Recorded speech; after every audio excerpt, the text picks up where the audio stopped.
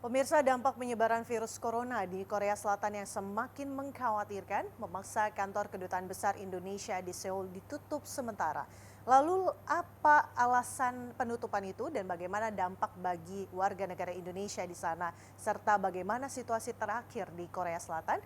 Kita sudah tersambung dengan Duta Besar Indonesia untuk Korea Selatan, Umar Hadi. Selamat pagi Pak Umar Hadi. Selamat pagi, Mbak Arin. Selamat pagi, pemirsa. Selamat pagi Pak. Sejauh ini langkah apa saja yang sudah dilakukan atau antisipatif bagi para staf KBRI terhadap virus corona? Mengingat ada warga yang terjangkit di area dekat kantor KBRI. Jadi pada pagi hari ini, Sabtu, tanggal 29 Februari, saya bisa laporkan bahwa seluruh staf KBRI Seoul beserta keluarga, seluruh staf IIPC Seoul beserta keluarga, dan seluruh staf ITPC Busan beserta keluarga, jumlahnya semuanya 170 orang dalam keadaan sehat dan aman. Penutupan sementara kantor KBRI dan kantor IIPC Seoul kemarin itu adalah prosedur kesehatan dan keselamatan seperti yang disarankan oleh otoritas kesehatan setempat. Jadi di area Yoido di kota Seoul ini adalah pusat keuangan Korea. Jadi seperti Wall Street-nya kalau di Amerika, di sini Yoido namanya. Selain gedung KBRI, kebetulan kita satu-satunya kedutaan besar yang berada di area ini. Selain itu ada gedung-gedung lain juga yang kemarin memang tutup sementara. Misalnya kantor pusatnya perusahaan LG, ya, LG kita semua tahu perusahaan besar. Lalu kantor pusat dari Bank Exim Korea itu juga masih tutup. Ya, tapi kemarin hari Jumat itu langsung kita lakukan disinfektan, disemprot, disterilisasi di seluruh kompleks dan di area ini dilakukan penyemprotan-penyemprotan oleh petugas tempat. Jadi pagi ini pada hari Sabtu tentu sepi karena Sabtu hari libur, tetapi kegiatan berlangsung normal, warung-warung masih ada yang buka, tidak ada kesulitan apa-apa. Dan kita semua dalam keadaan aman. Kami di KBRI juga langsung mengevaluasi langkah-langkah pengamanan keluar masuk dan sebagainya. Mudah-mudahan dalam waktu dekat kita sudah bisa beroperasi kembali. Tetapi meskipun kemarin itu kita kantor tutup, seluruh kegiatan KBRI tetap berjalan. Kedutaan besar kita bekerja dari rumah. Saya bersama tim kecil tetap bekerja di posko untuk penanganan perlindungan warga, ya. Juga kita ada posko Aju di dekat kota Daegu, itu tetap terus bekerja. Juga pelayanan visa paspor tetap jalan, tapi mekanismenya tidak langsung datang fisik ke gedung KBRI, tetapi melalui telepon. Jadi kemarin kita keluarkan visa 30 untuk warga Korea yang ingin berkunjung ke Indonesia. Juga ada paspor kita keluarkan kemarin 9. Jadi kegiatan pelayanan tetap berjalan seperti biasa. Secara teknis, Pak Umar, akankah dilakukan koordinasi dengan otoritas pemerintah Korea untuk memeriksa seluruh pejabat dan staf KBRI? Tidak perlu. Dan itu koordinasi kita dengan otoritas kesehatan Korea itu terus kita lakukan sejak kasus pertama di Korea tanggal 20 Januari. Kita sudah bentuk satgas yang secara terus-menerus bekerja berkoordinasi dengan otoritas tempat di Korea untuk memberikan informasi, edukasi kepada warga kita yang ada di Korea Selatan. Baik Pak Umar, kita tegaskan kembali ya Pak, berarti sampai dengan sejauh ini warga negara Indonesia yang ada di Korea hingga saat ini memang belum ada terindikasi virus corona. Insya Allah. Insya Allah menandakan berarti sampai dengan hari ini belum ada informasi dan masih semuanya negatif begitu ya Pak? Ya. Oke. Semuanya dalam keadaan aman, selamat. Kita serukan selalu warga Indonesia itu tetap tenang, tetapi terus waspada. Nah, langkah-langkah melindungi diri sendiri terus-menerus kita sampaikan. Kami di KBRI juga sekarang ini kan yang menjadi fokus ya, itu kota Daegu.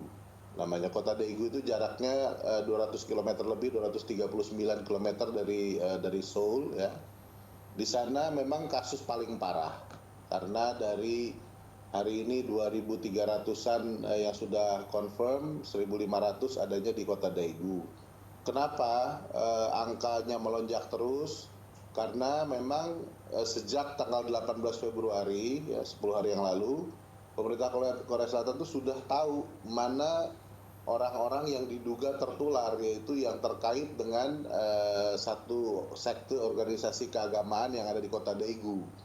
Jadi setiap hari dites 15.000 orang, ya. Jadi sudah yang diduga sudah terjadi dites 15.000 orang, dan makanya angka yang lalu positif terjangkit terus bertambah. Kita sudah diberitahu untuk antisipasi ke depan masih akan bertambah lagi. Karena yang dites itu, tetapi tes di Korea ini semuanya gratis, tanggung pemerintah. Kalau ada yang terpapar lalu dirawat di rumah sakit juga pengobatannya, perawatannya itu semua gratis. Mau warga Korea, mau warga asing, siapa saja gratis. Kemudian jadi fokus kita di area Daegu. Di sana ada 1.403 warga Indonesia, ya. Ini terus kita perhatikan setiap hari, makanya kita sudah ada posko yang dekat dengan Kota Daegu, diawaki oleh 5 staf KBRI yang dipimpin Pak Atase Pertahanan, ya. Itu kita siap di sana sehingga dekat. Misalnya yang sekarang sampai hari ini banyak diminta oleh warga kita itu adalah masker, karena adalah kelangkaan masker. Ya ini wajar, di mana-mana sekarang masker langka, di Jakarta pun langka. Ya, sampai hari ini KBRI sudah membagikan 14.000 masker lebih kepada warga kita yang ada di Korea Selatan. Kita masih ada stok sekitar 5.000, tapi pagi tadi sudah datang lagi masker, kita dapat 18.000 lebih. Mudah-mudahan mencukupi. Besok akan datang lagi masker sampai 20.000, dan saya sudah ada beberapa pihak yang menyatakan siap membantu masker.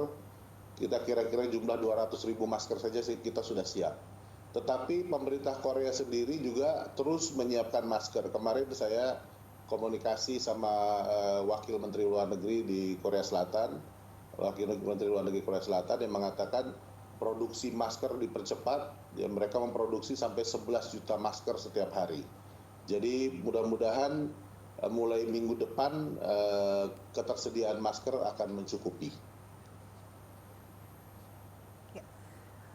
Baik, Pak Umar, ini apakah sudah ada koordinasi dengan pemerintah Indonesia untuk mengirimkan tim kesehatan ke Korea? Kalau tadi kan Bapak menyatakan bahwa masker sudah dipersiapkan dan sudah ada koordinasi dengan Wakil Menteri Luar Negeri. Sedangkan untuk tim kesehatan sendiri bagaimana, Pak? Tim kesehatan di Korea mencukupi, saya kira. Ya, tidak ada permintaan dari pemerintah Korea untuk kita membantu dengan tim kesehatan. Mereka kerahkan, mereka bekerja 24 jam sehari. Saya sangat respect terhadap hal itu. Kepercayaan masyarakat Korea Selatan itu tinggi terhadap kemampuan otoritas kesehatannya. Dan perlakuan terhadap pasien itu tidak melihat ini warga Korea bukan warga Korea. Jadi semua dianggap sebagai pasien. Jadi seperti saya katakan tadi, meskipun warga negara asing, tapi untuk mendapatkan tes virus ini gratis. Kalau dia positif terinfeksi, juga diberi perawatan sampai sembuh secara gratis. Oke, baik Pak Umar. Ini tadi Bapak sudah mengatakan bahwa pihak KBRI membuka pos pelayanan bagi warga negara Indonesia untuk pengurusan administrasi. Apakah pos-pos ini juga untuk memonitoring warga negara Indonesia kita dari virus corona, Pak? Jadi KBRI ya, meskipun kemarin hari Jumat kantor gedung KBRI-nya tutup, tetapi pekerjaan kedutaan besar tetap berjalan. Staf KBRI tetap bekerja di rumah masing-masing, ya. Saya dan tim kecil ada 7 orang, ya, tetap bekerja di ruang posko di KBRI, di gedung KBRI yang kita sudah amankan.